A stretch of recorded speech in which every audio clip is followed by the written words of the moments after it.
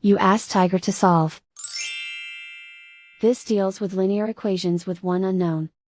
The final result is x equals 1. Let's solve it step by step. Group all constants on the right side of the equation. Subtract 12 from both sides. Group like terms. Simplify the arithmetic.